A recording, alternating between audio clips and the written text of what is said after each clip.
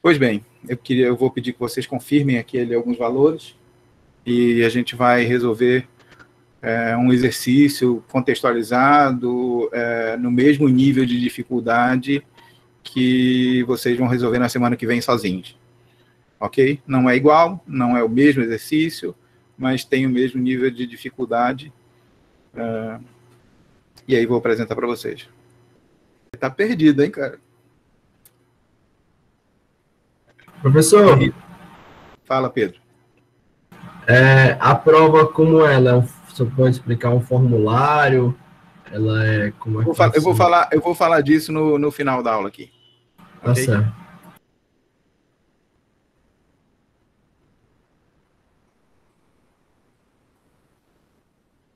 Bem, deixa eu fazer uma apresentação aqui.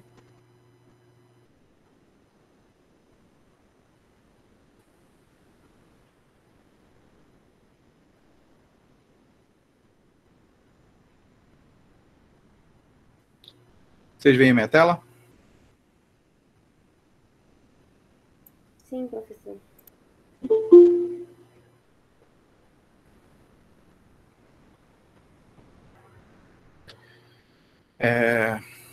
Vamos lá.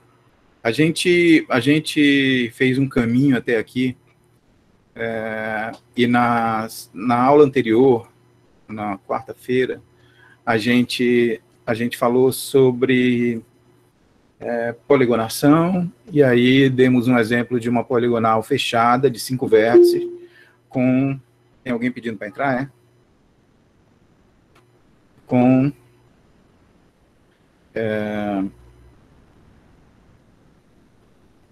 uma poligonal fechada de 5 vértices e usando o método de caminhamento por ângulos horários.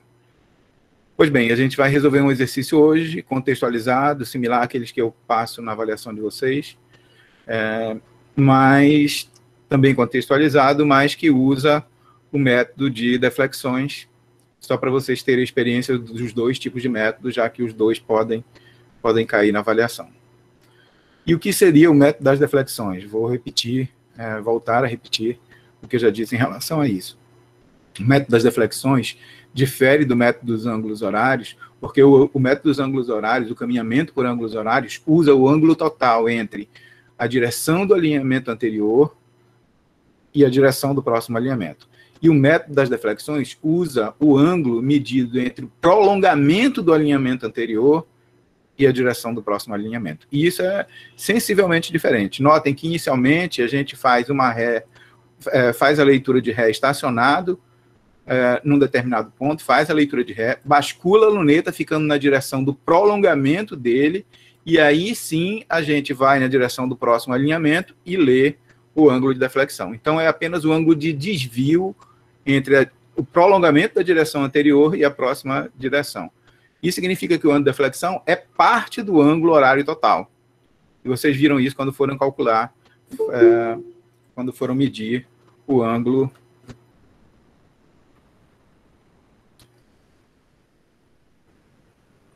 de deflexões.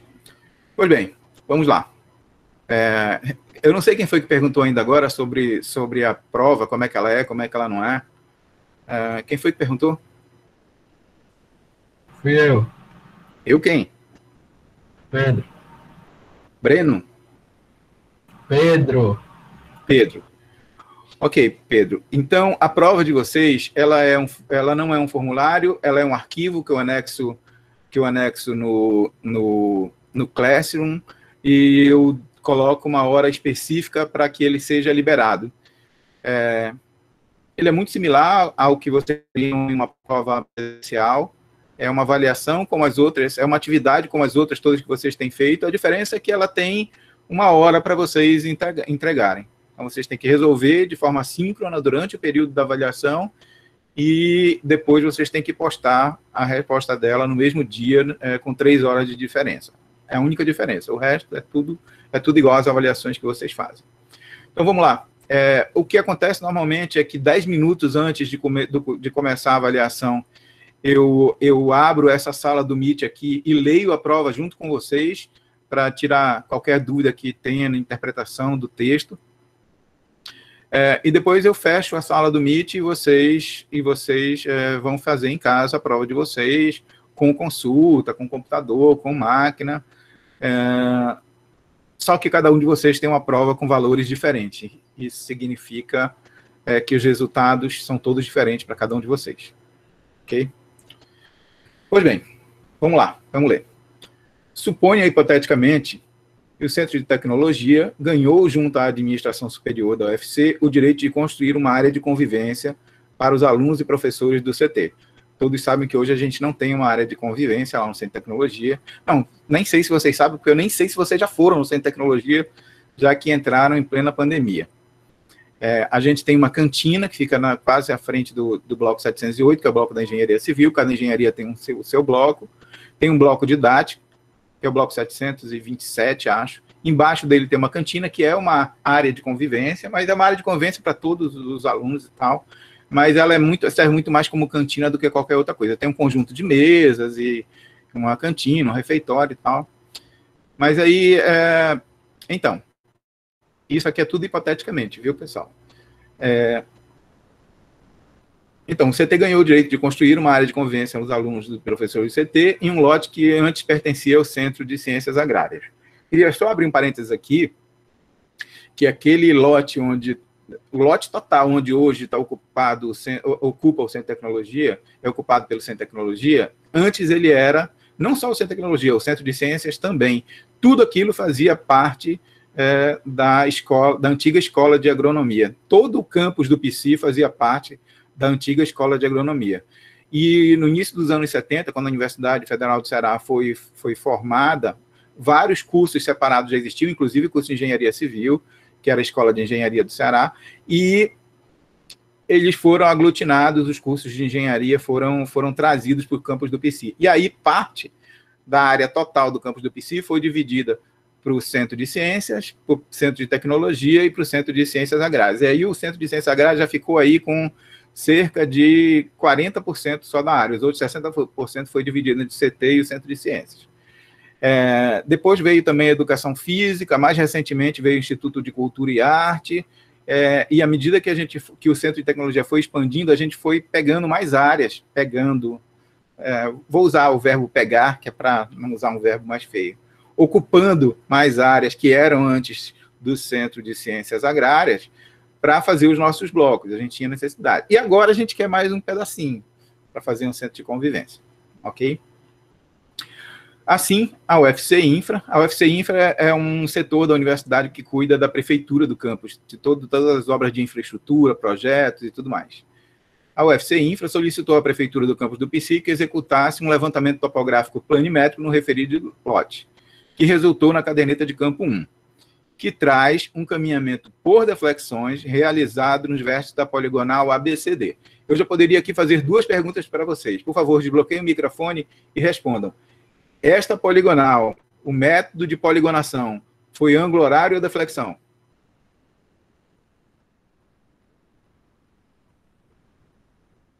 Turma? Deflexão, né? Deflexão. Que traz um caminhamento por deflexões, é óbvio que o caminhamento foi por deflexões. Realizado nos vértices da poligonal ABC. Quantos vértices tem essa poligonal? 3. 3 vértices. O vértice A, o vértice B e o vértice C. Se aparecer qualquer outro ponto, ele não faz parte da poligonação. Ficou bem claro isso? Sim. Note que levantou-se também o ponto Q, cujo objetivo do CT é ampliar ainda mais a área cedida pela UFC. A área pretendida pelo CT corresponde à área conformada pelos pontos A, B e C, que fazem parte da poligonal, como já foi dito, e o ponto Q, que não faz parte da poligonal. Ok? Tem algumas observações aí. Nota 1. A poligonal é do tipo 1, classe 2P, pela NBR 13.133, e significa que a tolerância angular dela é de 15 segundos raiz do número de vértices, e a tolerância linear é 0,30 metros raiz do perímetro da poligonal, medida em quilômetros. Nota 2. Considera a direção Y coincidindo com a direção norte, e para distâncias e projeções e coordenadas, apresente o resultado final até a casa dos milímetros, ou seja, com 3 algarismos significativos. Nota 3. Uma estaca vale 20 metros. Eu esqueci de dizer isso para vocês, porque normalmente essa é uma informação que é dada pelo professor de prática. E com alguma frequência eu esqueço que vocês não estão tendo aulas práticas. Mas quando a gente falou de ângulos, a gente deveria ter falado também aqui que as distâncias em topografia, existe uma medida padrão de 20 metros, que a gente chama pelo nome de estaca. Então, toda vez que eu falar uma estaca, a gente está se referindo a uma distância padrão de 20 metros, ok? Professor, por que a gente faz isso? A gente faz isso porque, geralmente, em obras lineares, o eixo dessa obra linear é estaqueado, ou seja, é piqueteado, é marcado, é levantado a cada 20 metros. É muito fácil transformar estacas em metros e estacas, e vocês vão precisar saber disso, porque, com frequência, as cadernetas vêm com valores em estacas. Olhem aqui embaixo. Se uma estaca vale 20 metros, por exemplo, quantas estacas equivaleriam a 507,734 metros? É muito fácil. Basta dividir o valor inteiro, 507, por 20, o valor inteiro que resultar nisso, ou seja, o valor inteiro múltiplo de 20 metros é 500. Vai sobrar aí 7,734. Se eu dividir 500 por 20 metros, vai dar 25 estacas. Oh, meu Deus do céu. Aqui. 25 estacas. Pronto. Então, 500 metros. E sobra 7,734. Então, 507 metros,734 milímetros equivale a 25 estacas inteiras de 20 metros, mais 7,734 metros. E é assim que se apresenta. A gente apresenta o valor de estacas inteiras múltiplo de 20 metros, adicionado do valor inferior a uma estaca colocada em metros. Ficou claro aí, gente? Sim, professor. Ok. 600 estacas são quantos? 600 metros dá quantas estacas, gente? 30. 30 estacas. 715,2 metros dá quantas estacas? 715,2. 35 estacas. Quanta? 35. 35 estacas mais 15,2 metros. Tem que colocar o valor fracionário, o valor menor que uma estaca em metros ao lado, ok? Pronto, faça assim. E não precisa nem fazer, nem calculadora para fazer isso. Dá para fazer isso de cabeça. Ok, não esqueçam disso. Então, leia, compreenda o problema e busque engenhar soluções para as seguintes questões. A. Determinar a tolerância angular, o erro angular cometido, bem como corrigir, corrigir, não é corrigir não, viu, pessoal? Professor que digita e nem lê o que digitou. Corrigir angularmente a poligonal ABC. Novamente, a poligonal só tem 3 vértices, A, B, C. Determinar os azimutes dos alinhamentos 1A, AB, BC, CA, após a correção angular. Notem que já apareceu um ponto 1 aí também, que não faz parte da poligonal. Executar, caso julgue necessário, a correção linear da poligonal ABC e determinar o erro linear, a precisão relativa no formato escalar e a tolerância linear da poligonal ABC. D. Determinar as coordenadas finais dos pontos B, C e Q e discorrer sobre qual método de detalhes foi usado no levantamento do ponto Q. Sabendo que a área conformada pelos pontos A, B, C e Q é a pretendida pelo CT, o diretor do CT deseja saber quantos hectares a mais serão incorporados ao patrimônio do CT após a incorporação desta área. Pronto. Pois bem, o que se sabe? Quais são as informações que se sabe a priori? Eu sei as coordenadas, que dados foram fornecidos. Eu sei as coordenadas do ponto 1, que não faz parte da poligonal, mas ele foi fornecido para a gente ter uma orientação da poligonal, E eu sei as coordenadas do ponto A. Esse sim faz parte da poligonal. As coordenadas aí foram fornecidas em projeção cartográfica UTM, norte e este em metros. Ok? Então, sei as coordenadas do ponto 1 e do ponto A. Se eu sei a coordenada de 2 pontos, nesse caso, ponto 1 e o ponto A, eu sei entre eles o azimuth, o contra-azimuth e a distância. Ok? A gente viu isso na aula de detalhes. Pois bem, se eu sei as coordenadas do ponto 1 e do ponto A, eu coloco aqui a direção norte, eu coloco aqui a direção oeste. Se eu sei que a coordenada do ponto 1 é de 547.940 metros, eu sei que ela está à direita do meridiano central do fuso UTM. Por quê? Porque aqui a coordenada oeste é de 500 metros. Então, eu vou lá, marco uma direção aqui para 547.870. 547.940. Depois eu venho com a coordenada norte do ponto 1, 9.587.506. Como eu sei que isso aí está no campus do PC, que está em Fortaleza, que está no Ceará, isso é no hemisfério sul, isso é abaixo, aqui é o Equador, aqui acima do Equador, aqui abaixo do Equador. Então, abaixo do Equador, eu marco uma direção onde eu vou medir aí 9.587.506 metros. Quando eu cruzar as duas, pronto, ponto 1. Agora eu sei do ponto 1. É assim que a gente começa a fazer o nosso croquis da poligonal. Agora eu vou marcar o ponto A. Notem que o ponto A é 547.870. Então, em relação à direção do coordenada este, ele é anterior, ou seja, à esquerda do ponto 1. Então, eu pego aqui 547.870, que é antes de 547.940, marco uma direção. Depois cruzo com a coordenada norte. Olha, 9.587.453. Então, ela é antes, porque se aqui é 10 milhões, aqui é 506, 9.587.453 é mais abaixo. Marquei a direção do ponto. Marquei os 2 pontos, eu tenho o primeiro alinhamento que vai me dar a orientação da poligonal, embora o ponto 1 não faça parte da poligonal. Agora eu posso calcular o azimuth do alinhamento 1A. O azimuth do alinhamento 1A, que é esse ângulo em azul, que vai do norte, no sentido horário, até o alinhamento 1A, ele pode ser calculado com 180, mais este ângulo θ aqui, ó. E este ângulo θ pode ser calculado porque isso aqui é um triângulo retângulo, onde eu conheço esse cateto e conheço esse cateto. Este cateto aqui, que é o ΔE, ele é 940 menos 870. E este cateto aqui, que é o ΔN, é 506 menos 453. Conhecendo os dois catetos, eu divido um pelo outro. Esse ângulo aqui vai ser o arco cuja tangente é esse cateto por esse cateto. Achei esse ângulo, somei com 180, o azimuth 1A deu 232 graus, 52 minutos e 9 segundos. Eu queria que vocês fizessem essa operação matemática aí, por favor.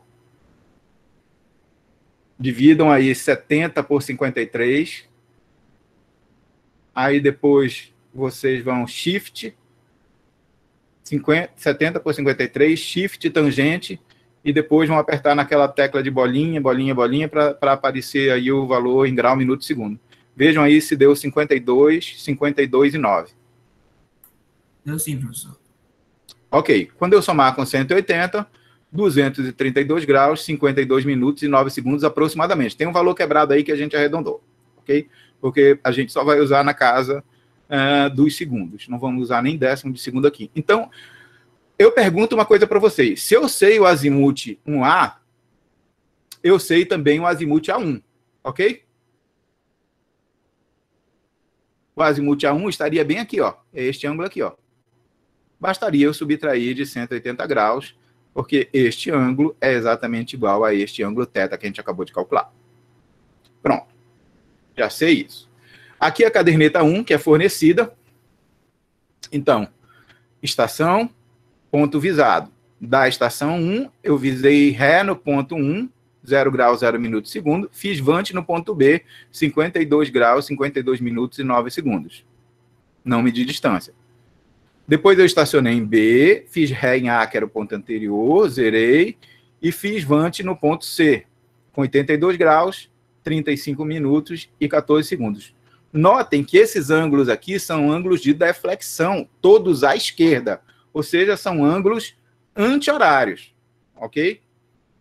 Medi uma distância de 14 estacas mais 17,910 milímetros. Pergunto a vocês, quanto é essa distância em metros equivalente a 14 estacas mais 17,910 milímetros? 14 vezes 20, 280 metros. Mais 17,91, 297,91 metros. Tranquilo isso aí, gente? Sim, professor. Pois é, às vezes vai aparecer em metros, mas com frequência os topógrafos gostam de escrever as distâncias na caderneta em estacas. Então vocês têm que saber converter. Depois eu estacionei no vértice C, fiz ré no vértice B, zerei, fiz vante no vértice A, fechando a minha poligonal. Aí, com 159 graus, 54 minutos, 26 segundos, e medi uma distância de 16 estacas mais 13,2 metros, ou seja, 16 vezes 20. 16 vezes 20, gente, 320 mais 13, 333,2 metros. Ok? Ainda estacionado na estação C, eu fiz vante também no ponto Q. E notem que Q não faz parte da poligonal. Mas eu estava estacionado no vértice C. Li um ângulo e medi uma distância. Daí vocês já poderiam ir pensando logo qual é o tipo de levantamento de detalhes que foi realizado. Estacionado em um ponto da poligonal, eu meço um ângulo e uma distância. Que tipo de detalhe é esse, gente?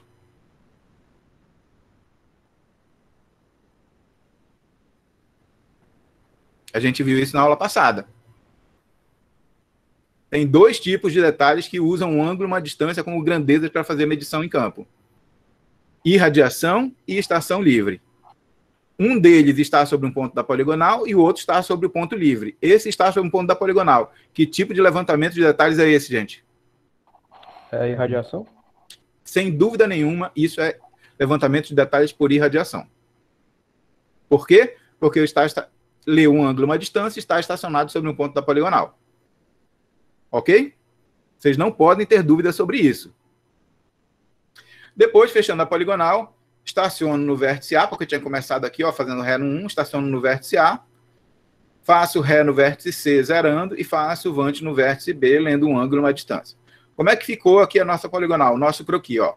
O alinhamento 1A, a gente já conhece aqui, ó, porque a gente conhece as coordenadas. Eu só fiz repetir aqui o alinhamento 1A. Agora, eu vou para a primeira linha aqui, ó. Estaciono em A, faço ré, estaciono aqui, faço ré em 1, basculo a luneta ficando na direção do prolongamento e leio um ângulo de deflexão à esquerda, ou seja, anti-horário, de 52 graus, 52 minutos e 9 segundos, que é esse ângulo aqui, ó. Estacionei aqui, fiz ré lá. Basculei a luneta para ficar na direção deste prolongamento. Agora eu vou ler um ângulo à esquerda, um ângulo anti-horário de 52, 52, 9. E fico nessa direção. Essa é a direção do ponto B. Marco o ponto B.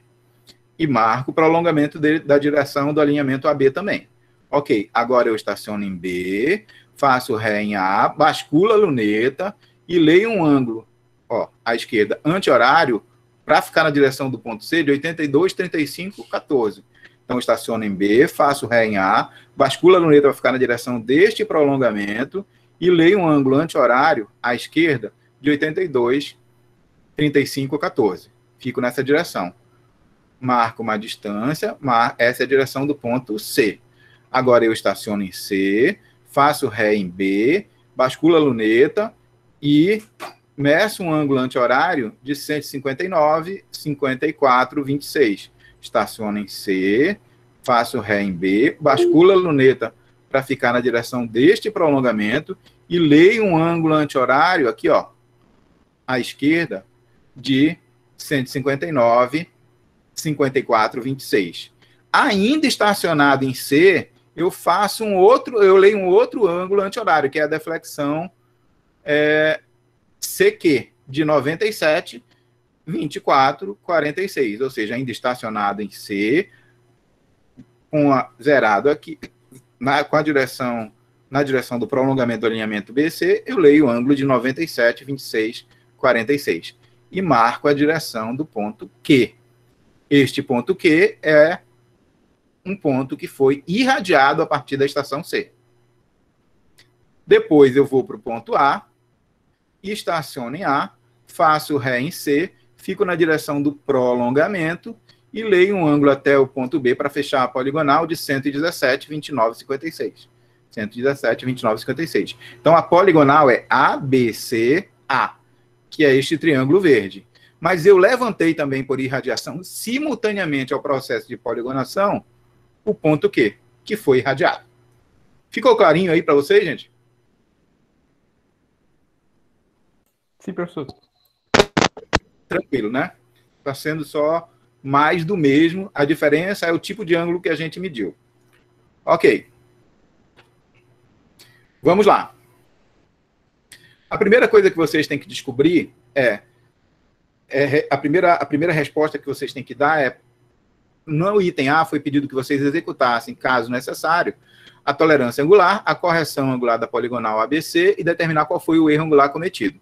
Pois bem, esse é o típico problema onde a condição de fechamento muda um pouco da aula passada, porque na semana passada a gente usou caminhamento por ângulos horários. Então, eu usei a condição aí de somatória dos ângulos internos ou somatória dos ângulos externos, porque tinha uma poligonal fechada e eu estava trabalhando com ângulos horários. Mas agora eu estou trabalhando com uma poligonal fechada por ângulos de deflexões. Então, a condição de fechamento muda um pouco.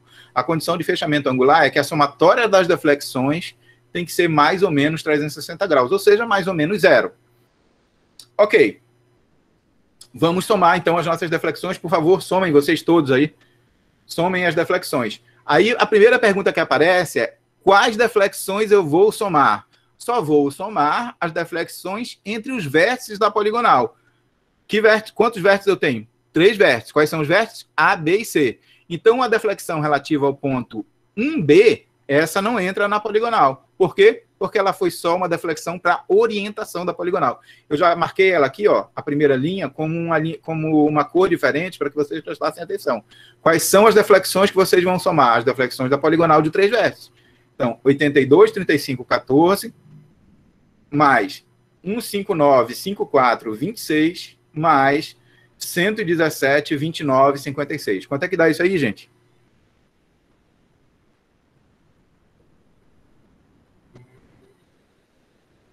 Professor. Oi. É a Letícia. Oi, Letícia. Eu fiquei um pouco em dúvida depois do erro angular. Deu menos 24, aí tem que dividir por 3, é isso? Exato. Eu nem fiz essa parte ainda, não cheguei aí, Letícia. Eu vou explicar ainda, calma aí. Ainda estou querendo que vocês me deem aqui o valor de somar para saber se eu fiz certo. Professor. Oi. Esse ângulo 1 para se orientar é comum numa prática ou não? Sim, com frequência. Com frequência. Os pontos, a nossa poligonal é uma coisa, mas com frequência a gente apoia a nossa poligonal em pontos de coordenadas conhecidos para ter uma orientação. Tá certo, obrigado. Não necessariamente ele chama ponto 1, ok? Deu 359, 59, 36. Então, a somatória das 3 deflexões foi 359, 59 e 36. Se eu não tivesse cometido erro nenhum, deveria ter dado 360. A pergunta é: qual é o erro angular? O erro angular vai ser a somatória das deflexões dos ângulos que foram medidos menos 360 graus, que é a condição de fechamento angular.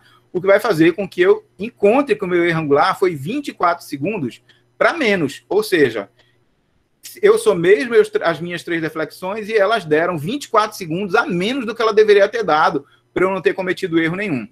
E aí eu vou perguntar para a norma qual foi a tolerância, qual é a tolerância que a norma permite. A equação de tolerância foi de 15 raiz de n, onde n é um número de vértices. Desculpem, gente, a minha garganta não está muito boa hoje. Eu vou tomar água e vou tentar seguir.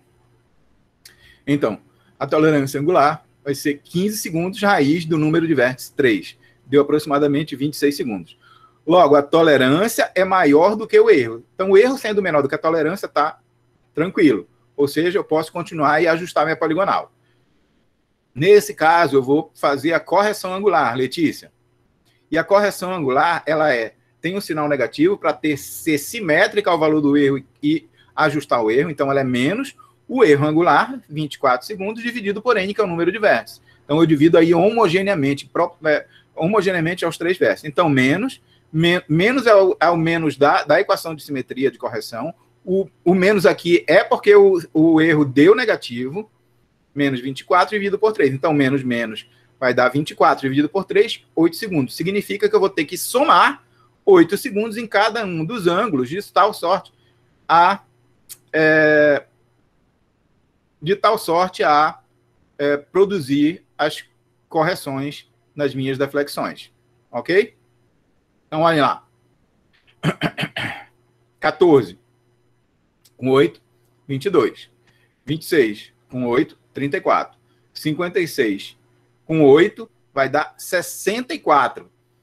Como no segundo só cabem 60, eu passo esses 60 a mais para os minutos, e aí eu tinha 29, eu passo a ter 30 minutos, e só deixo o 4 aí nos segundos. Ficou claro aí, gente? De tal sorte que quando eu somar agora as 3 deflexões, eu vou ter 360 graus, 60 minutos, 60 segundos, e 0 minutos, 0 segundos, que é a condição de fechamento para não ter mais erro angular. Dúvidas, Letícia? Eu entendi, professor. Eu fiquei com dúvida só agora no início do porquê que são só esses 3 ângulos. O primeiro não contou. Porque a poligonal só tem 3 vértices. A minha poligonal é A, B e C. Então, os ângulos que eu vou utilizar vai ser esse e esse. Esse ângulo inicial que foi dado aqui de 52, 59, 52, 52, 9, ele não vai ser utilizado porque ele é o ângulo de orientação entre o ponto 1 e o ponto B. Ele não faz parte da poligonal. Tá certo. Poligonal de 3 vértices, eu só tenho 3 ângulos, ok? Tá bom, obrigada. Pronto. Professor. Quem fala? João Vitor. Eu acho, tipo assim, trabalhando com ângulos no Excel, eu acho mais fácil trabalhar com decimal. Tem algum problema fazer assim? Ou é melhor trabalhar em segundos? Não, você vai ter que trabalhar com você vai ter que apresentar os seus resultados em grau, minuto e segundo na caderneta. E você vai trabalhar e depois converter, isso é com você. Ah, beleza, então, obrigado. Ok? Professor, Pode falar. Se identifique primeiro. show, é o Fabrício aqui. O senhor poderia só explicar novamente a questão da tolerância angular em relação ao coeficiente A, coeficiente B, por favor? Sim. A gente falou sobre isso há 2 aulas atrás. Olha lá. Eu forneci para vocês aqui, na prova, já que vocês não são obrigados a ter, embora vocês tenham, porque a prova vai ser com consulta, a tolerância angular, 15 raiz de N, e a tolerância linear, 30 raiz de P. Todas as poligonais do tipo 1 são poligonais fechadas, elas têm o coeficiente A aqui zerado e o coeficiente B aqui na tolerância linear igual a 0. Isso é a norma que coloca. Poligonais que não são fechadas, poligonais apoiadas, têm um coeficiente A e B diferentes. Mas essa não é uma, digamos assim, uma coisa que você tem que saber. É uma condição normativa da equação de tolerância. E aí, por conta disso, eu já tirei aqui da equação, quando forneci para vocês, o coeficiente A e o coeficiente A da tolerância angular e o coeficiente B da tolerância linear. Ok? Se você for lá na norma, você vai ver que isso depende do tipo da poligonal. Mas eu estou dizendo para vocês qual é o tipo da poligonal que vai ser executada. Eu estou dizendo aqui que vai ser uma poligonal do tipo 1, de classe 2B. O poligonal do tipo 1, do tipo 2 e do tipo 3 são poligonais abertas, poligonais fechadas e poligonais apoiadas. A classe da poligonal, 1P, 2P, 3P e 4P, depende de qual serviço topográfico ela será de apoio. Por exemplo, se eu quero fazer uma poligonal topográfica e ela vai servir de eixo para a construção de uma obra linear, por exemplo, uma ferrovia, necessariamente essa classe da rodovia ela vai ser função da topologia da região, ou seja, do relevo da região e das características de projeto da ferrovia. Se é uma ferrovia de carga, se é uma ferrovia de passageiros, se é uma ferrovia de alta velocidade, se é uma ferrovia de baixa velocidade, se a topografia da região é ondulada, se é plana, se é montanhosa. Essas são questões que a gente vai ver mais à frente. Mas todas elas estão especificadas nas normas. Tá, Fabrício? Show, perfeito. Obrigado, professor. Nada.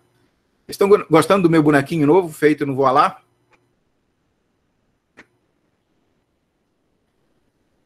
Ficou legal, professor. Pronto. Estávamos aqui, ok? Então, respondemos a questão A aqui, o item A.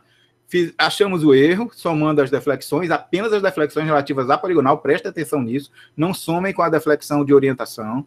Achamos a tolerância pela norma e fizemos a correção e corrigimos já os ângulos de deflexão. Professor, Okay. Oi. Só mais uma coisinha. Aqui é o Marcos. Professor, a questão da soma dos ângulos das deflexões depende do número de vértices? Claro. Se eu tinha essa poligonal, especificamente, eu tinha 3 vértices, mas se eu tivesse 4 vértices, isso ia mudar aqui, ó, no N, ia ser raiz de 4, e agora, para o erro de fechamento, independe do número de vértices. Se é uma poligonal fechada, eu vou e eu volto, a somatória das deflexões tem que se anular, tem que ser mais ou menos 360 graus. Só ia ter diferença no cálculo da tolerância, Marcos. Entendi. Então, a somatória de D, no caso, seria não muda. Poligonal fechada, depende, se eu tenho 1000 vértices, a somatória das deflexões vai se anular, vai ser mais ou menos 0 grau, 360 graus. Tá bom. Obrigado. Nada. E eu sei que isso aqui é uma poligonal fechada, gente, ó. Porque o meu primeiro ponto visado é o ponto A e a minha última estação também é ponto A. A minha primeira estação da poligonal é o ponto B e o último ponto visado também é o ponto B. Ou seja, eu estou saindo do ponto e voltando para ele mesmo. Então, eu sei que isso é uma poligonal fechada de 3 vértices. Embora eu tenha aqui na frente uma linha de orientação da poligonal, só para eu conseguir o azimuth. E essa linha de orientação ela pode acontecer tanto se a poligonal for feita por deflexão, quanto se a poligonal for feita por ângulo horário, viu, gente? Vamos lá. O item B. Após a correção angular, que já foi feita, determinar corretamente os azimuths dos alinhamentos 1A, AB, BC, CA e CQ. Notem que o alinhamento 1A, vocês já calcularam o azimuth.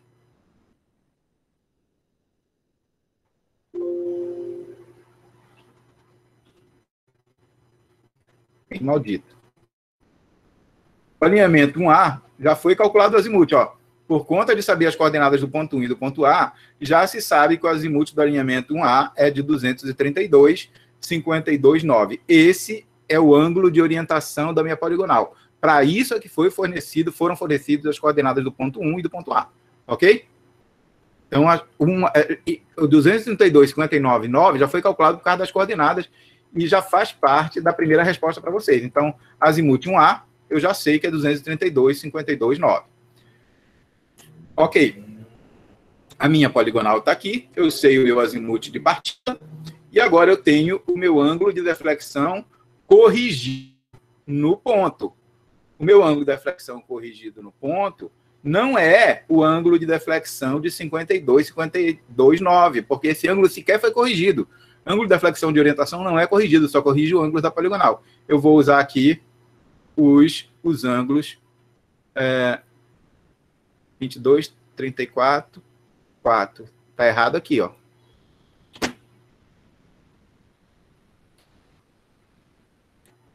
Aqui é 22, aqui é 34, aqui é 4 e aqui é 30.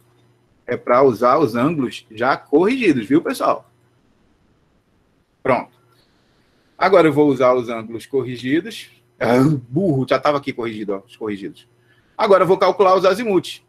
Eu já sei como calcular o azimuth, já sei, eu transporte de azimuth. Eu vou usar o azimuth inicial, que é o azimuth de orientação, 232,52,9, que eu já calculei porque eu sei a coordenada do ponto 1 e do ponto A, e vou usar o ângulo de deflexão o ângulo de deflexão que foi medido para me dar a orientação. Qual foi ele? 52, 52, 9. Então, olhem aí. Como é que eu faria para calcular este azimuth BC, tendo o azimuth AB, ou o azimuth 1A, para calcular o azimuth AB? Eu quero calcular o azimuth AB, que está aqui. Aqui, ó. Eu tenho o azimuth 1A e tenho a deflexão 52, 52, 9. Bem, notem aqui. Se eu tirar deste azimuth 1A todinho aqui, esse pedaço que vem daqui até aqui, esse pedaço que vem daqui até aqui é a minha deflexão de orientação 52, 52, 9. Então, tirem, por favor, aí 232, 52, 9, menos 52, 52, 9. O que vai sobrar é este ângulo em azul aqui, ó, que é o azimuth AB. Então, o azimuth AB vai ser o azimuth 1A, 32, 52, menos a deflexão de orientação do alinhamento 52, 52, 9. Está exatamente aí 180 graus. Então, eu já sei que este azimuth AB aqui, em azul, é 180 graus, 0 minuto e 0 segundo. Vamos fazer as contas aí, gente. Pronto. Agora eu quero calcular o azimuth BC, transportar para o BC. Quem é o anterior azimuth BC? O azimuth AB, que eu acabei de calcular, que é 180 graus.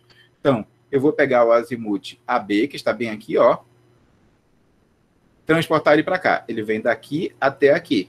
E vou subtrair da deflexão BC corrigida, que foi 82, BC, ó, 82, 35, 22.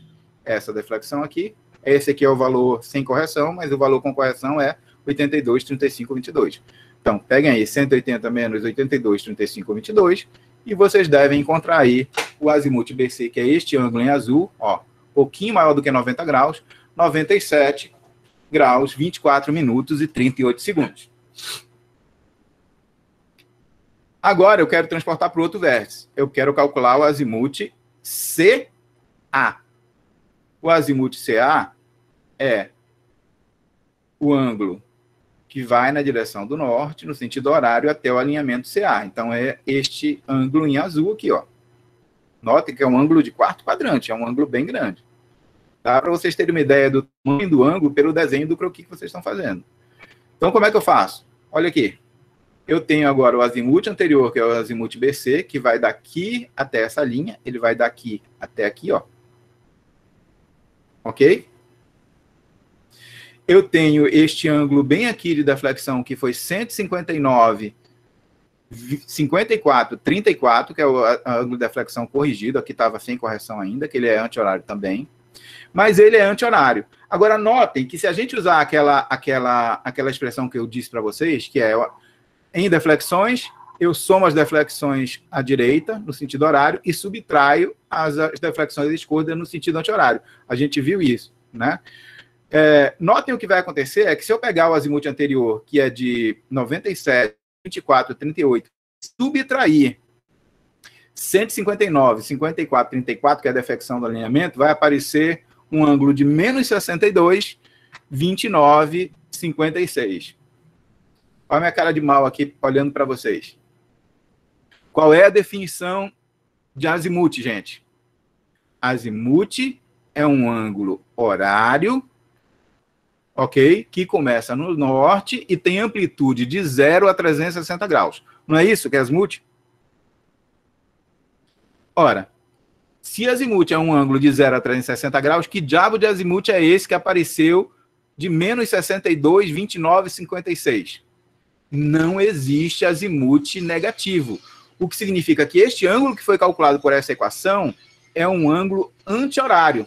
Ou seja, este ângulo de menos 62, 29, 56, ao invés de ser este ângulo aqui, ó, é este pedacinho daqui para cá, ó. Como é que eu faço, tendo este pedacinho daqui para cá, para calcular este daqui até aqui? Somo 360, ou seja, eu tiro de 360 este ângulo negativo que apareceu e acho o complemento dele em relação ao círculo topográfico. Ou seja, este ângulo de 62 negativo é este pedaço aqui, ó. Daqui até aqui. E o que eu quero é este aqui, ó, que é o azimuth de fato. Então, toda vez que aparecer nesta equação um ângulo negativo menor do que zero, você soma 360 graus, que é para achar o complemento dele.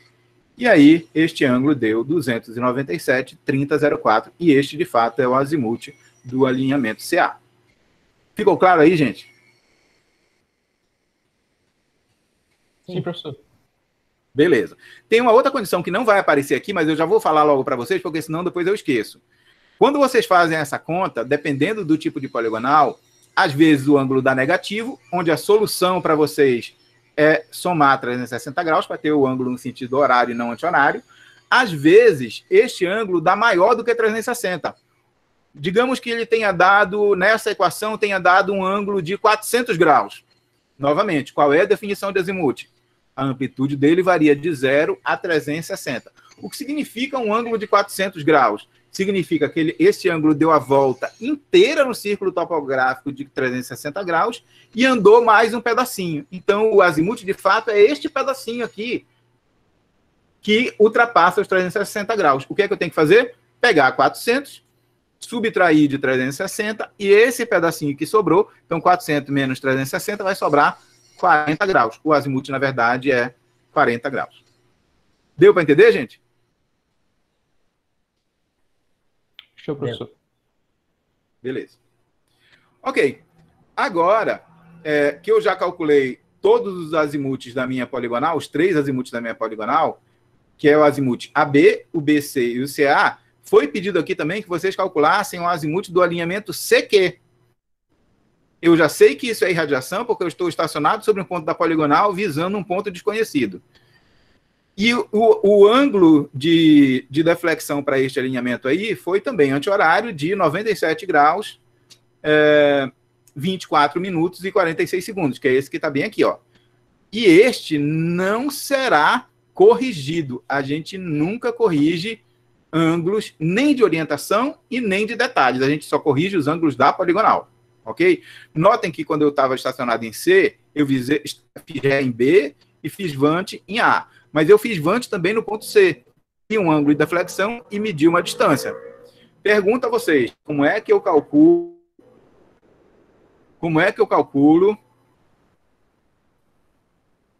este ângulo? 46, não é 38 não, viu, pessoal?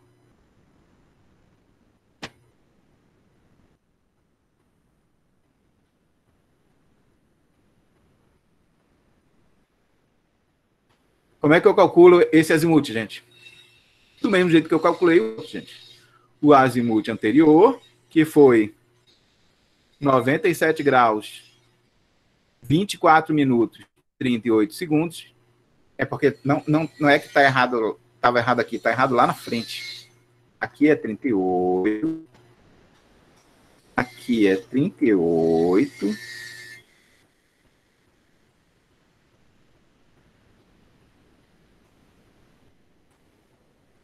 E aqui é 38. Pronto.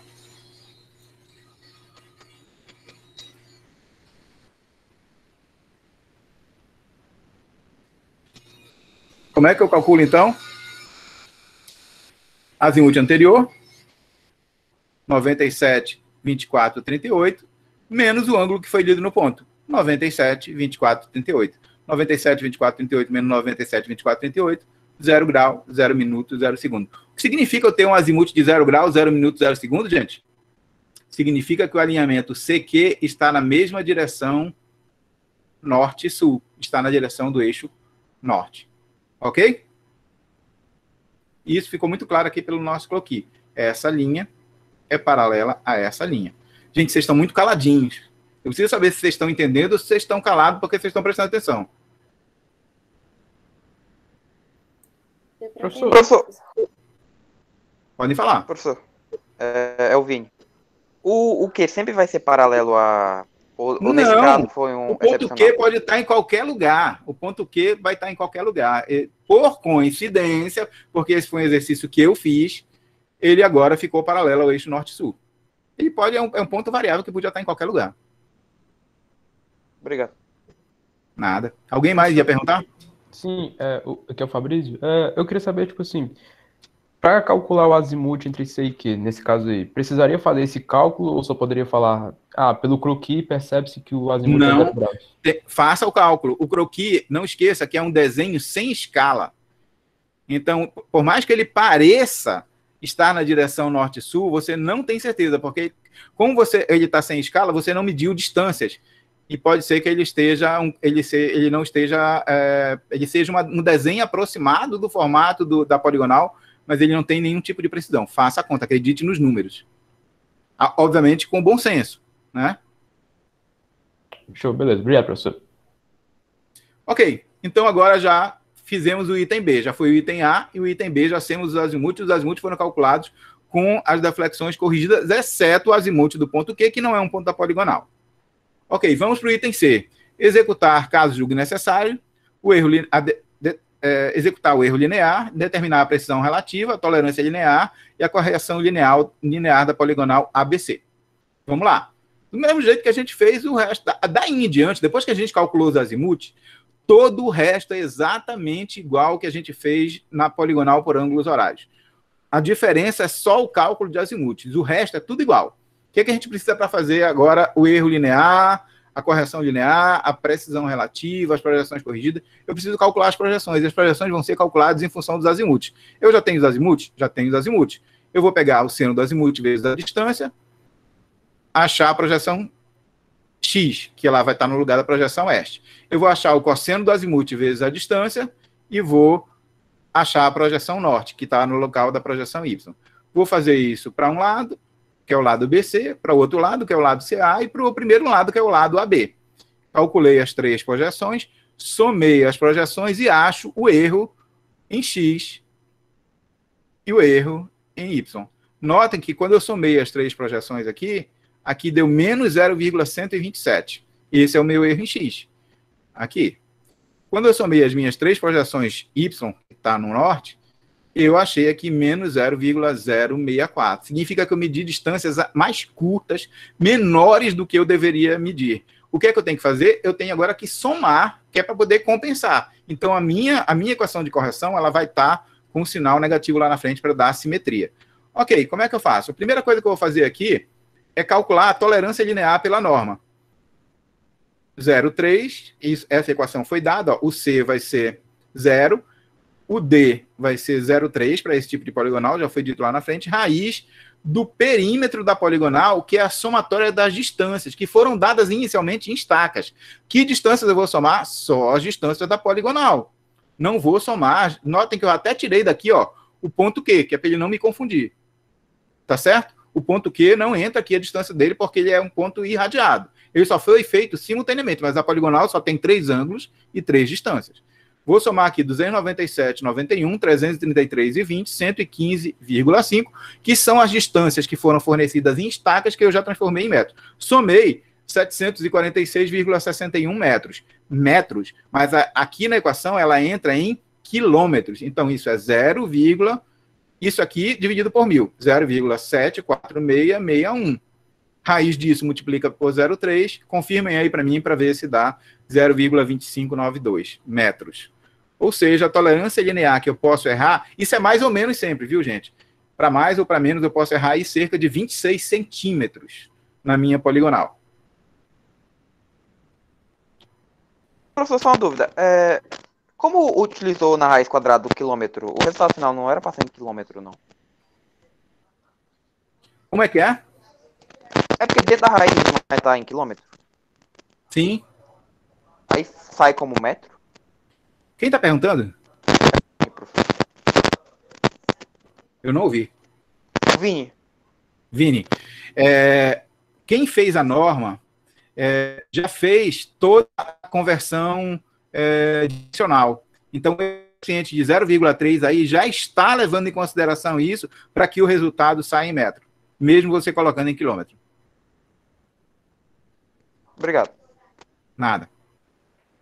Ok? Pronto. Já sei que eu posso errar agora mais ou menos, para mais ou para menos, 0,26 aproximadamente metros, ou seja, 26 centímetros. Qual foi o erro linear? Raiz quadrada do erro em x, que é isso aqui, elevado ao quadrado, mais o erro em y, que é isso aqui, elevado ao quadrado. Quando eu fizer isso, quando eu elevar ao quadrado isso e quando eu elevar ao quadrado isso, por mais que eles sejam negativos, eles vão ficar positivos. Quando eu tirar a raiz quadrada do número positivo, vai dar aí 0,14 metros. Ou seja, eu poderia errar até cerca de 26 centímetros e eu errei só cerca de 14 centímetros. Ou seja, o meu erro está abaixo do que aquilo que é tolerado, admitido pela norma. Então, tá joinha. Beleza. Eu posso continuar ajustando a minha poligonal. Professor, e se tivesse maior? Eu teria que refazer a operação de campo e medir novamente. A mesma coisa ia acontecer com os ângulos. Mas isso geralmente não acontece porque a gente geralmente faz 3 medidas em campos e confirma as medidas tanto angulares quanto lineares. Método de Bessel. Lembrem disso. Leituras repetidas. Ok, como é que eu calculo a precisão relativa? A precisão relativa é o inverso do perímetro dividido pelo erro linear. Então, eu pego agora tudo, não faço mais a mudança, porque aqui não foi feita nenhuma conversão dimensional. Então, 743,46,61, que é o perímetro, dividido pelo erro linear, que é 0,142. Aí, eu vou achar um valor em decimal e vou apertar aquela tecla 1 sobre x. O que deve aparecer aí, para apresentar no formato tabular, aqui é de 1, no formato escalar, é 1 para 5.258. Isso significa que se eu continuar neste nível de erro linear, para errar 1 metro, eu teria que ter medido 5 km 258 metros. Ou 5.258 metros. Deu para entender? Deu. Beleza, né? Respondi a questão C. Notem que vocês vão ter 3 horas de prova para fazer isso. Eu estou fazendo isso de forma muito lenta, aqui explicando para vocês como isso foi feito. E a gente já venceu a questão A, a questão B, a questão C, já fez o croquis. Nós estamos adiantados aqui, hein? Aqui não é o item C, aqui é o item D. Esse professor é todo doido, escreve tudo errado, não corrige a apresentação dele, corrige na hora da aula. É verdade. Pronto. O item D é executar caso julgue necessário. Não é isso não, gente. Ah, sim, ainda porque a gente já calculou as projeções aqui, mas eu não corrigi. Eu só descobri qual era o erro linear, a tolerância linear e a precisão relativa. Vamos corrigir agora. Como é que eu faço para corrigir? Eu acrescento aqui as 2 colunas de projeções corrigidas e a coluna de correções. Como é que eu faço a correção? A correção linear, ela é proporcional, porque, diferente dos ângulos, quanto mais distâncias quanto maiores forem as distâncias medidas, provavelmente eu vou cometer mais erros, já que eu vou medir distâncias de 20 e 20 metros e esse erro vai se acumulando. Ok. Como é que é a equação da correção linear? A correção linear em x é menos o erro em x. Esse menos é da equação. Notem que se o erro aqui for negativo, vai ficar menos o erro em x, tá? Menos o erro em x, que multiplica a proporção do lado, que é a distância, dividida pelo perímetro. A mesma coisa acontece com a correção em y. Menos o erro em y, que multiplica a distância pelo perímetro. E esse resultado vai dar em metro para cada lado. Então, eu pego aqui o erro em x, que eu já sabia. Então, vai ficar menos 0,127, multiplica o lado, que é a distância, 297,91, dividido pelo perímetro, que é 746,61. Como a gente vai usar aqui esse erro em x dividido pelo perímetro o tempo todo, e o erro em x e o perímetro se mantém constante, eu sugiro, eu faço assim, pelo menos quando estou fazendo na máquina, mas no Excel vocês podem fazer isso, transformar uma constante menos o erro em x dividido pelo perímetro, porque isso não vai alterar, e multiplicar isso só pelas distâncias. E aí vocês acham as correções para cada um dos lados em x, depois acham as projeções para cada um dos lados em y. De tal sorte que quando vocês somarem as correções agora, elas têm que dar o mesmo valor do erro, a projeção em x tem que dar o mesmo valor do erro em x, só que com sinal simétrico, que é para ela poder anular. A mesma coisa vai acontecer em y. As correções em y tem que dar o mesmo valor do erro em y, só que com sinal trocado. Pronto, como é que eu faço agora para achar as projeções corrigidas? Eu pego a minha projeção errada, pego a minha projeção errada, somo com a minha correção, somo algebricamente, ou seja, se for positivo eu somo, se for negativo eu subtraio, e acho a minha projeção corrigida para aquele lado. A mesma coisa vai acontecer com a minha projeção em norte ou em y. Eu pego a minha projeção errada em y, somo algebricamente com a minha correção em y e acho a minha projeção corrigida em y. Eu faço isso para cada um dos lados. De tal sorte que quando eu somar os três lados, a somatória das minhas projeções agora vai se anular, porque eu já corrigi linearmente a minha poligonal. E, de fato, aqui não era D, ainda era C. Porque eu ainda estou no mesmo item. Ok? Ficou fácil aí, gente? Deu para entender como foi feito? Deu sim, professor. Ok. Exatamente como a gente fez na aula passada. Agora, o item D é determinar as coordenadas finais do ponto B, do ponto C, que fazem parte da poligonal, e do ponto Q, que é um ponto de detalhes. Notem que primeiro a gente vai calcular as coordenadas do ponto C e do ponto Q, já que a gente tem a do ponto A. Depois que a gente tiver as coordenadas do ponto C e do ponto Q, a gente usa as coordenadas do ponto onde foi estacionado para irradiar, para poder calcular as coordenadas do ponto Q.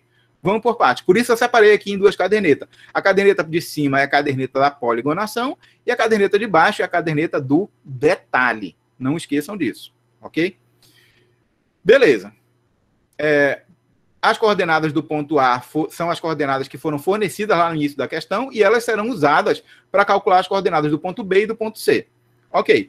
Então, as coordenadas do ponto A é este, 547.870, norte, 9.587.453 metros. Essas são as coordenadas do ponto A, que fazem parte da poligonal e que vão ser usadas para eu calcular as outras. Ok. Agora eu vou para o alinhamento AB, que está aqui embaixo. Ó. O alinhamento AB desta daqui de cima não vai ser usado, porque aqui em cima é o quê? Orientação da poligonal. É entre o vértice 1 e o ponto B. O AB da poligonal é quando eu estou estacionado em A, visando o vértice C, o vértice B com ré no vértice C. Então, está aqui embaixo. Ó.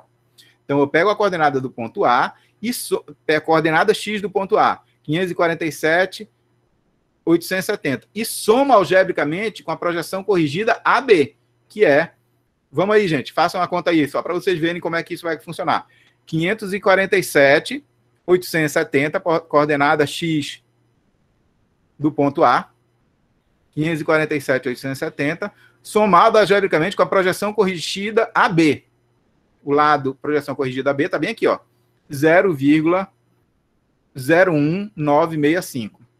E isso deve resultar na projeção, na coordenada este, ou coordenada X, do ponto B, de 547.800,019.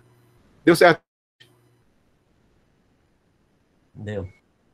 Beleza. Agora eu vou fazer a mesma coisa com a coordenada Y. 9.587.453, somando algebricamente com a projeção corrigida ΔY. Ou seja, somar algebricamente é subtrair, porque agora ele é negativo. Então eu vou pegar 9.587.453 menos 115,4901. Deve dar algo aí em torno de 9.587.337,51 metros. Confirmem aí para mim, gente, por favor.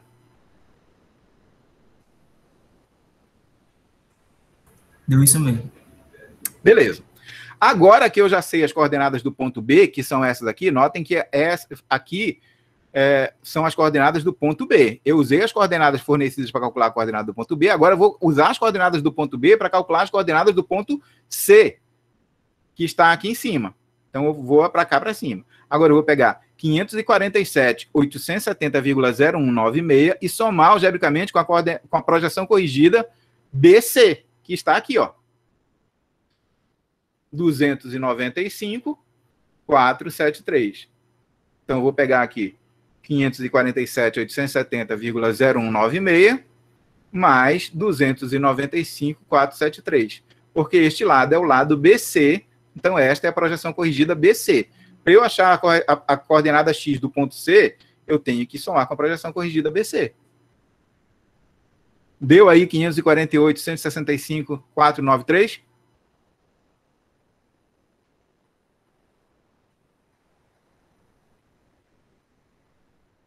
Vocês estão fazendo, gente? Professor, tem como repetir de novo aqui? Confundi um pouquinho aqui. Sim. Eu vou pegar a coordenada. Essas aqui são. Eu usei as coordenadas do ponto A, que são essas, somei com essas duas projeções corrigidas para achar essas duas coordenadas do ponto B. Agora eu quero calcular a coordenada do ponto C. Então eu tenho o lado BC. Quais são as projeções corrigidas BC? Essas duas aqui, ó. Essa em X e essa em Y. Eu vou somar agora com essas coordenadas do ponto B as projeções corrigidas BC, que são essas aqui. Então, vou pegar 547.870.0196, coloquem isso na máquina, somar algebricamente com a projeção corrigida BCX. Qual é? 295.473. E ela tem que dar 548.165.493. Show. A mesma coisa vai acontecer com a coordenada norte, ou Y. 9.587.337.51, com a projeção corrigida em Y, menos 38.39,3984, e deve dar 9.587.299,112. Deu isso aí? Isso, menos isso, deve dar isso. Pronto, agora achei a coordenada do ponto C. Para confirmar que eu estou fazendo certo mesmo, eu tenho que voltar para a coordenada do ponto A, porque eu calculei do ponto C e do ponto B e do ponto C baseada na coordenada do ponto A. Agora eu vou calcular a coordenada do ponto A a partir da coordenada do ponto C, ou seja, estacionado em C, eu vou visar A. Então, como é que eu faço? Eu pego as coordenadas do ponto C e somo com essas duas aqui, que são as projeções corrigidas CA. As coordenadas que eu obtenho aqui tem que voltar para a coordenada inicial. Então, vamos lá. 548.165.493, com essas duas aqui agora, que é CA, menos 295.492. Deve dar 547.870, que é a coordenada inicial do ponto A que foi fornecida, ó.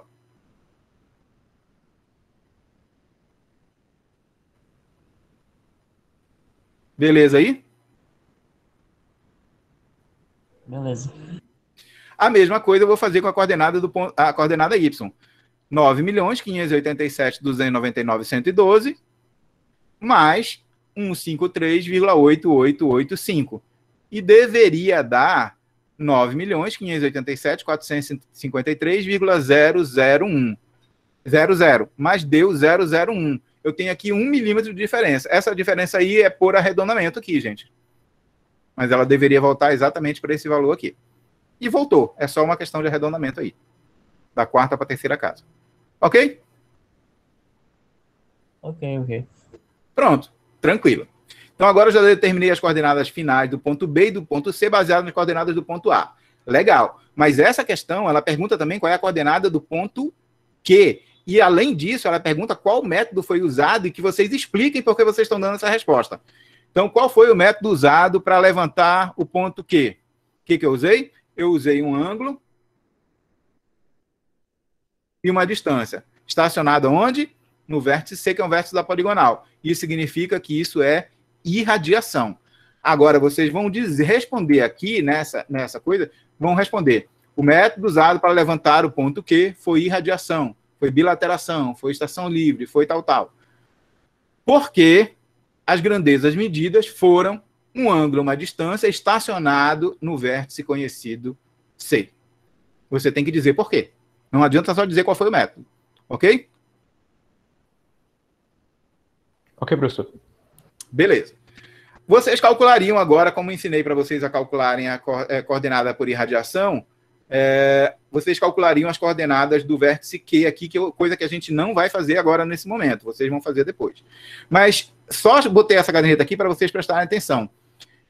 Ponto de detalhe não tem correção nem projeção corrigida.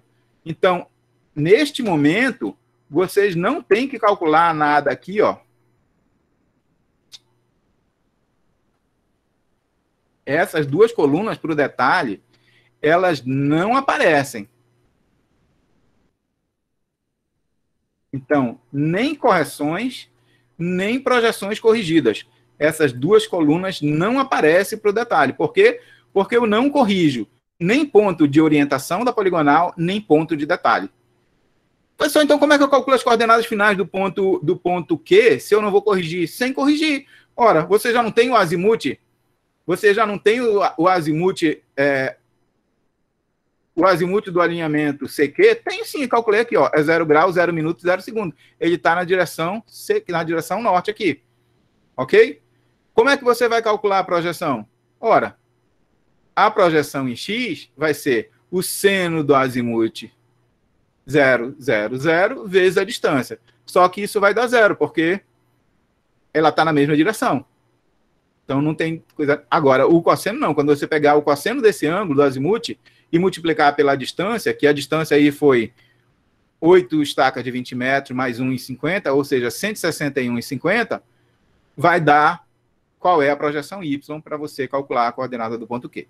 É irradiação, assinei vocês a fazerem isso na aula passada, não vou ensinar novamente, calcular a coordenada do ponto Q. Beleza, sem corrigir.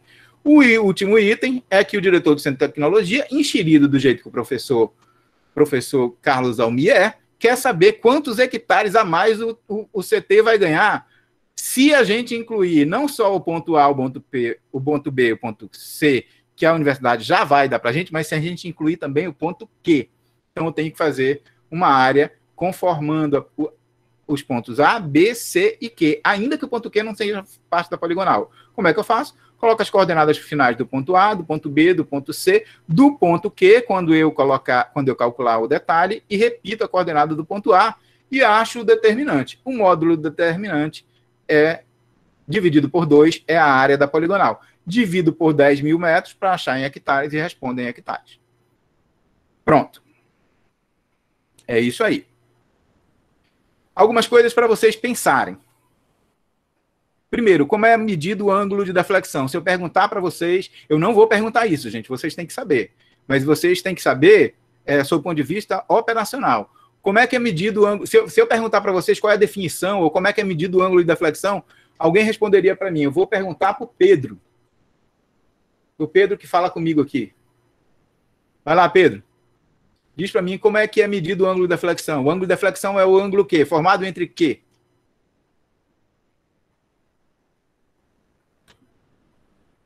Professor, para falar a verdade, eu não estou me recordando no momento. Pois é, mas vocês têm que se recordar porque isso é importante. Porque na hora de fazer a prova, vocês vão ter que saber se esse ângulo, se o caminhamento foi ângulo horário ou se foi ângulo de deflexão. E o ângulo de deflexão é o ângulo formado entre o prolongamento do alinhamento anterior e o próximo alinhamento, entre essas duas direções. Enquanto o ângulo horário é medido desde a direção do ângulo anterior até o próximo alinhamento. É o ângulo total. Agora, o ângulo de deflexão, não. Ele é só a direção do prolongamento até o próximo alinhamento. Ou seja, ele é o ângulo depois que eu basculei a luneta. E isso é importante vocês lembrarem. A segunda coisa é, vocês não sabem se vai cair ângulo de deflexão ou ângulo horário? Vocês têm que saber os dois. Qual é a relação que existe entre ângulo de deflexão e o ângulo horário? O ângulo horário é o ângulo total, o ângulo de deflexão é só o ângulo do prolongamento. Ou seja, a relação entre eles é sempre de mais ou menos 180 graus. Quais as diferenças observadas no caminhamento por ângulos horário ou ângulo de deflexão? Um é o ângulo, eu meço o ângulo todo, um ângulo horário, o outro eu meço só parte dele, que é o ângulo de desvio. O que significa, em termos de cálculo de azimuth, o sentido horário ou anti-horário da deflexão? Se ele for horário, à direita, eu somo com o azimuth anterior. Se ele for anti-horário, à esquerda, eu subtraio do azimuth anterior. Foi isso que a gente fez o tempo todo. Como será que... Isso eu não disse para vocês, isso eu não fiz para vocês aqui, mas é possível que exista, e existe sim. Como será que eu calculo o erro de fechamento angular de uma poligonal fechada caso o método de caminhamento por deflexões tenha usado tanto ângulo de deflexão à esquerda quanto ângulo de deflexão à direita? No nosso exemplo, todos os ângulos de deflexão são anti-horários, são à esquerda. Olha lá. Este ângulo aqui é um ângulo à esquerda, este ângulo aqui é um ângulo anti-horário à esquerda, este ângulo aqui é um ângulo anti-horário à esquerda. Mas se no meio dessa poligonal eu tivesse vários ângulos à esquerda e um ângulo à direita, como é que eu faria o fechamento da poligonal? Não vou falar com vocês isso não. Isso está entre aquela parte das coisas que vocês têm que buscar o conhecimento e que eu não vou dar tudo de mão beijada para vocês. Para isso tem o livro-texto para vocês estudarem, tem vários outros livros para vocês estudarem, tem várias outras apostilas para vocês estudarem. Estudem. E, finalmente, para refletir, como eu descubro qual foi o tipo de levantamento de detalhe executado em campo? Pelos tipos de grandezas medidas, se ângulos e distâncias, ou se ângulos, e por onde eu estou estacionado, se no ponto conhecido ou no ponto desconhecido. No nosso caso do exemplo de hoje, eu estava estacionado em um ponto conhecido, lendo um ângulo, uma distância, e isso só poderia ser irradiação. Todas essas coisas vocês têm que saber, viu, pessoal? Professor, o senhor é maldito, professor. Porque o senhor vai passar mais uma atividade. É a atividade 6 essa, gente? É uma atividade, mas ela é opcional. Vocês fazem só se quiserem. Aliás, todas as atividades, embora façam parte da avaliação, vocês fazem só se quiserem. Mas esta é um opcional de verdade. Vocês só vão entregar se tiverem tempo, se quiserem, mas vocês vão precisar estudar, então. Eu estou pedindo que vocês resolvam essa poligonal aí, essa mesma poligonal que desse exemplo que foi resolvida aqui em sala, só que vocês mudem as coordenadas de partida da poligonal. Ó, o ponto A, ele só vai ser 70 se a sua matrícula terminar com 70. Se a sua matrícula terminar com 95, ele vai ser 547.895. Assim como vai ser 9.587.495. Então, vocês vão usar os últimos 2 números da matrícula e substituir no lugar do 70 aqui para calcular a poligonal. Isso vai fazer com que a orientação de partida esteja diferente e todos vocês, cada um de vocês, tenha um azimuth de partida diferente, tenham azimuths completamente diferentes, coordenadas diferentes da poligonal inteira. Ok? Além disso, eu estou pedindo que as nossas deflexões, que neste caso foram todas deflexões horárias, anti-horárias à esquerda, sejam deflexões horárias à direita. Então tem essas duas diferenças aí. Vocês só vão fazer e só vão entregar, se quiserem, daqui a 15 dias, daqui a 2 semanas. Mas quem entregar e estiver correta, essa nota, se ela for uma nota boa, ela pode substituir a nota de qualquer uma das atividades anteriores que não foram entregues ou que foi entregue e ficou com uma nota ruim. Então, vamos dizer que você fez uma atividade bem errada lá atrás e você tirou nota 2. E nessa aqui você tirou nota 10. Essa aqui substitui a nota da nota, a nota correspondente a 2 lá daquela atividade. Mas se você não fez, também não tem nada. Fica a nota 2 lá a sua, você não perde nada. Ok? Ok. Pronto, gente. Queria finalmente aqui... Deixa eu ver que horas são. 11h22. Dizer que não estamos em lados opostos. Eu não sou antagonista de vocês. Eu não estou de um lado e vocês estão do outro. Embora nós estejamos de lados diferentes da webcam aqui. Mas todo mundo está com o mesmo objetivo, que é fazer com que vocês aprendam topografia, aprendam bem, aprendam de forma tecnicamente correta. Não se preocupem que não tem nenhuma casca de banana, nenhuma pegadinha na prova. A avaliação não é para vocês terem medo, ela é só para avaliar o quanto do conhecimento que foi ministrado até agora foi apreendido por vocês se apropriaram dele. Então, isso serve para que vocês fiquem muito tranquilos. Vocês vão fazer a prova em casa, com a roupa que vocês quiserem, no lugar que vocês quiserem, tomarem um banho se vocês quiserem, mas eu recomendo que vocês fiquem num local bem confortável, o mais isolados possíveis dos barulhos e das pessoas da casa. Peçam para a família e os amigos de vocês não incomodarem vocês durante essas 3 horas de prova que vocês vão ter. Desliguem o celular ou deixem no mudo para que vocês não tenham chamadas, interrompam o pensamento de vocês, porque às vezes uma chamada, um WhatsApp, uma coisa que aparece, tira vocês da concentração e aí vocês começam a fazer errado. Não esqueçam que a prova de vocês, o teste de vocês, a atividade de vocês é só mais uma atividade. A diferença é que ao invés de vocês terem 2 semanas para entregar, 1 semana para entregar, vocês vão ter 3 horas para entregar. Mas ela é uma atividade como todas as outras.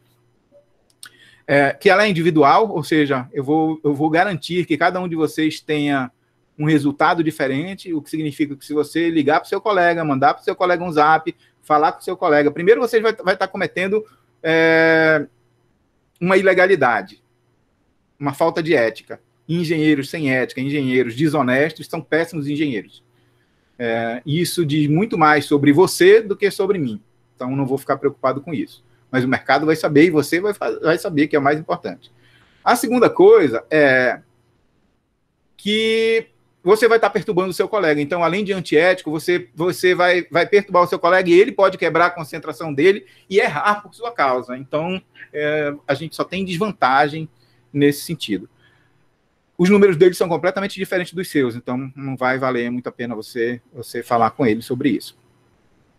Eu prefiro que vocês façam de caneta azul, porque eu acho que na hora que vocês escaneiam, fotografam, ela se destaca em relação ao fundo da página preto e branco. Não façam de lápis, porque fica muito ruim escanear e fotografar lápis depois. Eu já tive essa experiência, eu não consigo. Muitos de vocês, quando fotografam, escaneiam e mandam, eu não consigo ler. Fica tão transparente, fica tão claro que eu não consigo ler, então não faço. Se você errar alguma coisa, faça um X em cima, que o que tiver um X em cima eu não vou corrigir. Não se preocupem com isso. Não precisa ficar fazendo bonitinho, caneta verde, caneta azul, caneta vermelha, passando corretivo, nada. Faça um X só em cima que eu não corrijo aquilo que tiver com X. Não esqueçam que a prova é escrita, significa que vocês têm que escrever em português. Português significa que vocês têm que saber regras de ortografia, de acentuação, de pontuação, de semântica, de tudo. Então, escrevam direito. Cálculo tem acento, porque é uma prova paroxítona, não é calculo, é cálculo, assim como álgebra. Bem, vou deixar. Escrevam direito. Eu vou encher o saco de vocês com isso. Engenheiros têm que saber escrever. Organizem as folhas de vocês quando vocês estiverem fazendo, folha 1, folha 2, folha 3, para eu ter uma sequência de cálculo. Às vezes vocês não colocam números nas páginas e não escaneiam na sequência. Aí eu pego a última folha, uma folha lá do meio, uma outra folha daqui, eu fico doidinho na hora de corrigir. Então, me ajudem aí, gente. Coloquem números nas folhas para me ajudar. Preferencialmente, vocês viram que a prova de topografia, um exemplo como esse, é um problema de engenharia que tem uma sequência para ser feita. Você não pode calcular a área da poligonal sem ter calculado ainda as coordenadas finais. Não pode ter calculado as coordenadas finais sem ter corrigido angular e linearmente a poligonal. E não pode ter feito isso se não tiver calculado o erro da poligonal e calculado os azimuths. E é muito difícil você fazer tudo isso sem ter feito croquis. Então, deem uma sequência lógica na prova de vocês. Não façam uma loucura para não ficar uma maluquice. Depois que vocês terminarem, vocês ainda vão ter 20 minutos para fotografar e postar lá no site de vocês. Isso é tempo mais do que suficiente, eu já fiz vários testes do que isso. Então, não precisam fazer na correria. Vejam se aquilo que vocês fotografaram, escanearam, ficou com uma qualidade adequada para eu conseguir ler. Ok? Quando eu falei que vocês têm que escrever a prova em português, é que eu não quero nenhum hieróglifo, nenhuma escrita cuneiforme, nada que... Vocês podem escrever também espanhol, italiano, francês, inglês e português, porque eu consigo ler em todas essas línguas. Mas eu recomendo que vocês escrevam com alguma coisa com grafia que eu consiga ler. Eu não conheço o alfabeto cirílico, eu não sei fazer leitura cuneiforme, e embora perceba todas essas línguas, eu não sei ler hieróglifos egípcios. Então, por favor, escrevam com o alfabeto ocidental, de forma que eu consiga ler, tá certo? Isso significa que se vocês não fizeram um caderno de caligrafia quando eram pequenos, está numa ótima hora de vocês começarem a escrever direito. Certo? Qualquer problema que vocês tiverem em relação à prova, não, professor, você acha que se está certo? Não, isso não é problema. Isso é um problema seu que você tem que resolver. A prova é com consulta. Se vocês acham que a prova tem algum item errado ou que está faltando alguma coisa na prova para vocês resolverem, mandem um e-mail para mim ou escrevam direto no meu WhatsApp, no pessoal, não escrevam no da turma, que eu respondo para vocês durante a prova.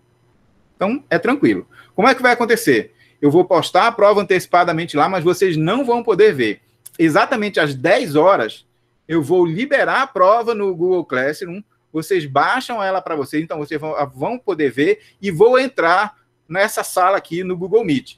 Vou ler a prova para quem estiver presente. Vou ler todas as questões, perguntar se tem alguma dúvida, dar tchau e desejar boa sorte para todo mundo. Saio do Google Meet, fecho a sala, vocês todos vão sair também. Cada um faz sua prova lá. Vocês vão ter 3 horas para fazer a prova e depois vão ter 20 minutos para postar a prova no portfólio de vocês no Classroom. Vai ser exatamente desse jeito. Eu já fiz esse teste com várias turmas, não tem problema, fiquem tranquilos. Eu vou fazer a prova de tal sorte com um nível de dificuldade que vocês consigam resolvê-las em menos de 2 horas. E eu estou dando 1 hora a mais para vocês fazerem. Então, não vai ter problema nenhum. Vocês viram que uma questão como essa aqui a gente fez em 1 hora e 20 minutos, comentando a prova. Então, não vai ter problema. A diferença é que vocês não vão estar com o professor olhando para vocês, dizendo, façam isso, façam aquilo, vocês vão ter que fazer sozinhos.